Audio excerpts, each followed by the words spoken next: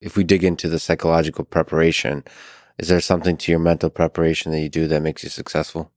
Like, what are the lessons over all these years that you learned? What works, what doesn't? Do you drink a bunch of whiskey the night before? Is there some small hacks or major ones about how you approach the game? It's really hard, sort of, in a way, because I feel like I'm two different people. I was one person up until the pandemic as a professional chess player solely, where I earned all my income. Everything was derived from that. And from the pandemic on, I'm sort of a different person because that is not where I'm making my income from. And so the whole psychological profile that I had before is completely different from now. There's this joke about the "I literally don't care" phrase that I've used, and in a sense, what that means is not that I don't care. Obviously, I'm competitive. I want to do well. But if I lose a game or I don't do well in a tournament, it's not the end of the world in the same kind of way that I felt it was before, because that pressure of needing to always perform was very, very high. And so I think before the pandemic, what I would try to do more than anything is just not think about the previous game for the most part. Like, say I had a bad game, I'd go out for a walk that evening, just clear my mind. These sorts of things. Now, they aren't really hacks per se, but it's trying essentially to have short-term memory loss. So I literally don't care. It's not just a meme. It's a philosophy. In a sense, It's a way of being. I mean, it's basically that, yes, like, I do want to perform well. I'm going to give it my all. But it's not like if I lose a game, it's not the end of the world. That should be the title of your autobiography, and it should be like I know you're probably immortal, but if you do happen to die, that should also be on your tombstone. Charles Bukowski has "Don't Try" on his tombstone.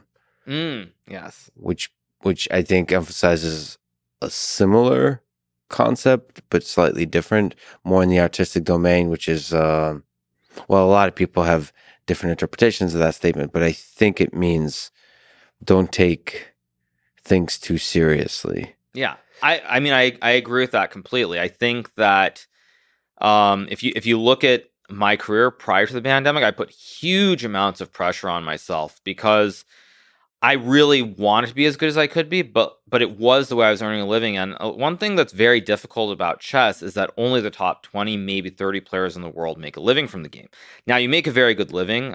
In no way am I diminishing chess, but the problem with it is it's not secure at all. So if you don't get invitations to the absolute top tournaments, which have prize funds from anywhere from maybe $100,000 up to potentially $500,000, if you don't get those invitations, it's very, very hard to earn a living. You can go from earning maybe $200,000, $300,000 a year to earning like $50,000. So it's very, very unstable. And I think for myself, I really put a lot of pressure on myself in a way that it affected me, and not in a good way. So in part, it was also financial pressure.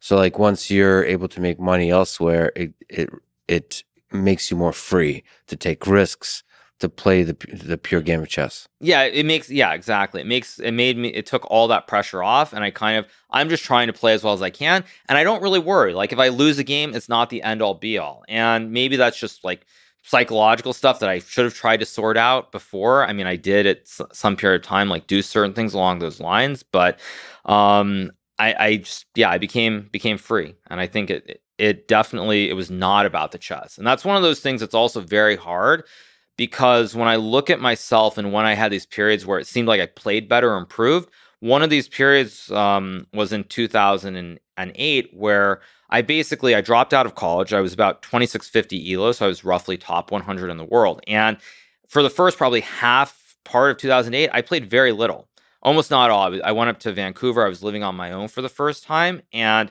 I was not studying that much. And then after that period, I started playing, and I actually improved very quickly, and I broke 2700 shortly thereafter.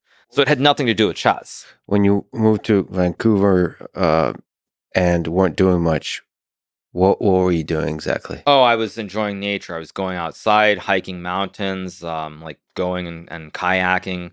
All these things that I was not that I had not done for many years. I'm glad I asked, because I was imagining something else. I was imagining you like in a dark room drinking and playing video games. And okay, cool. That's good. That's an interesting break. So dropping out of college and then taking a break and then giving everything to chess in terms of preparation and so on.